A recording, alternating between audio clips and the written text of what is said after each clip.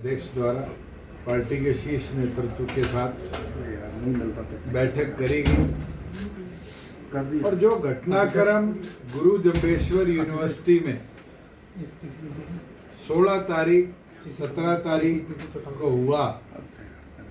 और जिस तरीके से हमारे 6 साथियों को पुलिस द्वारा छोड़ दे बिना वारंट बिना नोटिस के रातों रात अरेस्ट किया गया और अरेस्ट के साथ साथ उन साथियों के घर से उनके डीवीआर को चोरी किया गया, उस सब पर डिटेल में चर्चा भी हुई है और चर्चा के साथ साथ पार्टी के राष्ट्रीय अध्यक्ष की अध्यक्षता में 2 रेजोल्यूशन, एक छात्रों के लिए और एक जो परिस्थिति लॉ एंड ऑर्डर की है उसके उपरांत पार्टी ने पारित करे। ब्रीफ में मैं आपको बता दूं कि जिस तरीके से सरकार का रोल इस पूरे हिसार के घटनाक्रम में रहा है, एक चीज साबित कर देता है कि एसपी और एसपी के गुंडे तो सिर्फ चेस के वो प्यादे हैं, इसकी भूमिका कहीं और रची गई। और अब तो हमारे पास इतना एविडेंस है, चाहे वो रवि आहूजा को उसके घर से अरेस्ट करते वक्त जिस डीएसपी को इंक्वायरी दी है वो मौके पर मौजूद है, सीआईए का पूरा स्टाफ मौके पर मौजूद है, जिस गाड़ी में घटनाक्रम हुआ उस गाड़ी को ऑफ ड्यूटी ऑन ड्यूटी कहने की स्टेटमेंट चेंज है और तो और इसमें कई अधिकारियों के रोल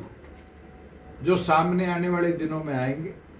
वो भी हमारे पास है। ये तो लिटिगेशन और उसका पार्ट है,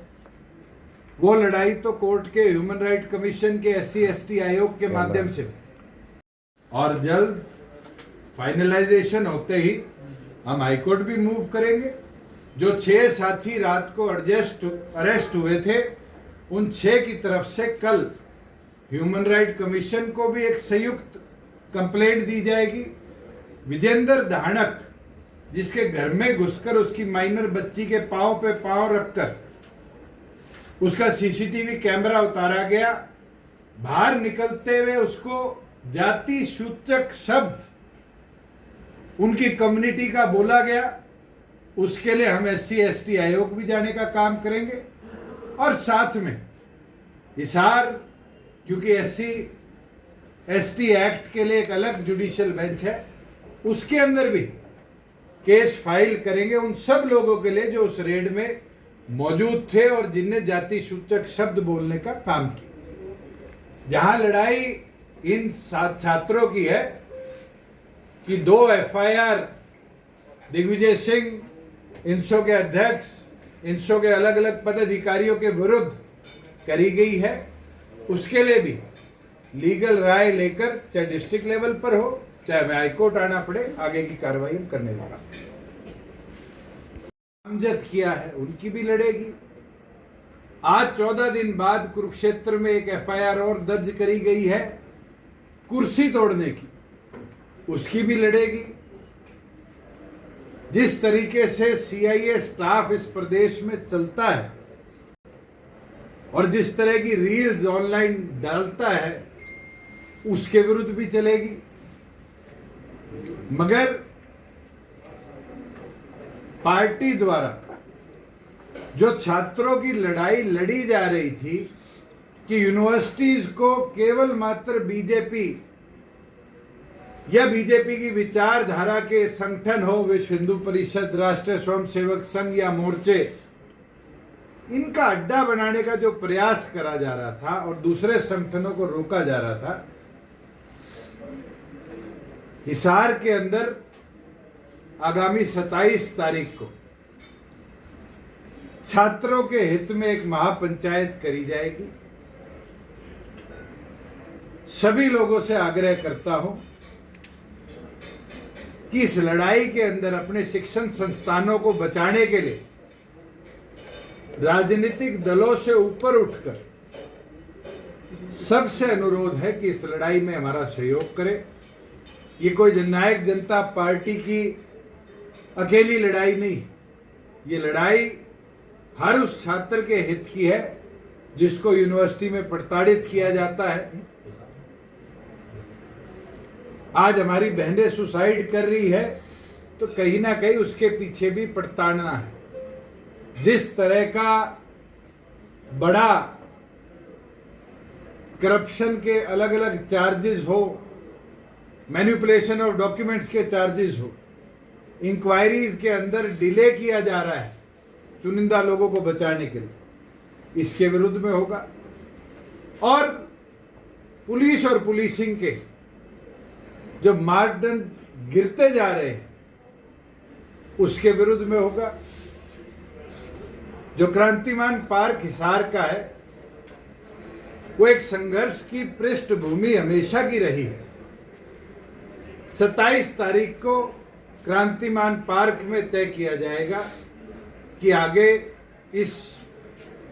पूरी लड़ाई को लेकर कैसे चलना है। आज डॉक्टर साहब ने अपने सभी साथियों को, पदाधिकारियों को यही आदेश दिए हैं कि वो अपने अपने जिलों में अपने साथियों से चर्चा कर सबको इस संघर्ष की लड़ाई के लिए 27 तारीख को हिसार लेकर पहुंचने का काम करें और फिर मजबूती के साथ आगे क्या रूपरेखा रखनी है उसके ऊपर फैसला लेने का काम किया जाए। तो इसमें एजेंडा मुख्यतः सर वो दो रेजोल्यूशन की बात कर रहे थे सर, जो आप दोनों क्या? एक रेजोल्यूशन जिस प्रकार से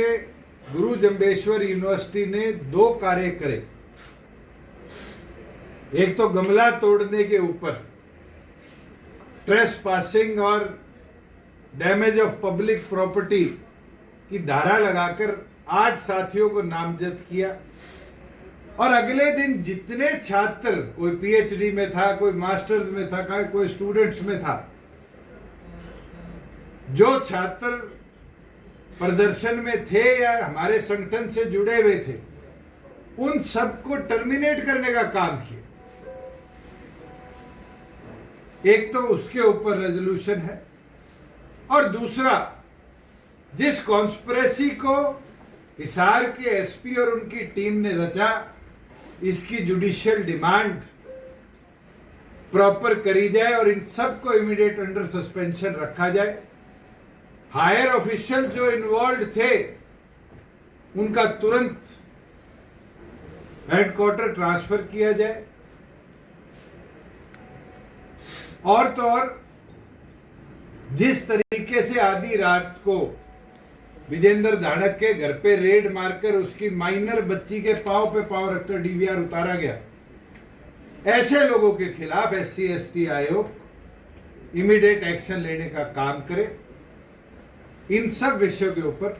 पार्टी के सभी लोग जो आज बैठक में मौजूद थे सर्वसम्मति से उन रेजोल्यूशन को पारित किया। सर 2-3 दिन पहले जब आप चंडीगढ़ प्रेस कॉन्फ्रेंस कर रहे थे तो आपने जो तमाम बातें की थी उस दौरान आपने कहा था कि डीजीपी से बात करने की कोशिश की। आप सरकार में डिप्टी सीएम रहे हैं, पार्टी के जो नेता हैं, क्या सरकार की तरफ से वैसे ही किसी ने इस घटनाक्रम को लेकर कोई बातचीत की हो सर, मुख्यमंत्री जी ने या फिर किसी? मैं तो डीजीपी साहब को बड़ा अच्छा आदमी मानता था। मैंने उनको फ्राइडे से लेकर कल तक जी निरंतर कॉल करी और आपको हैरानी होगी, कल मैंने उनको मैसेज भेजा कि good evening ji, I tried calling you for last 3 days, unfortunately you are too busy to take calls or even have the courtesy to revert back. Let me know the best time to speak to you regarding my complaint. और आपको interesting चीज दिखाऊं, DG साहब ने block कर दिया। आज प्रदेश के अंदर सिटीजन्स का ब्यूरोक्रेसी से बात करने का तो अधिकार होगा, या ब्यूरोक्रेसी मुख्यमंत्री के कंट्रोल से बाहर होगी। या प्रदेश को ऐसे डीजीपी मिल गए जो जब कोई इस तरह के घटनाक्रम हो तो मैदान छोड़ के भाग जाते हैं। इससे तो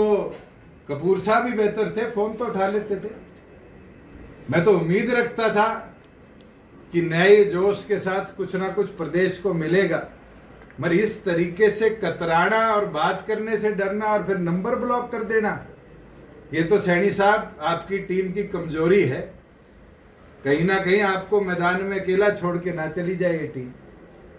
आपने जो एलिगेशंस लगाए हैं उसको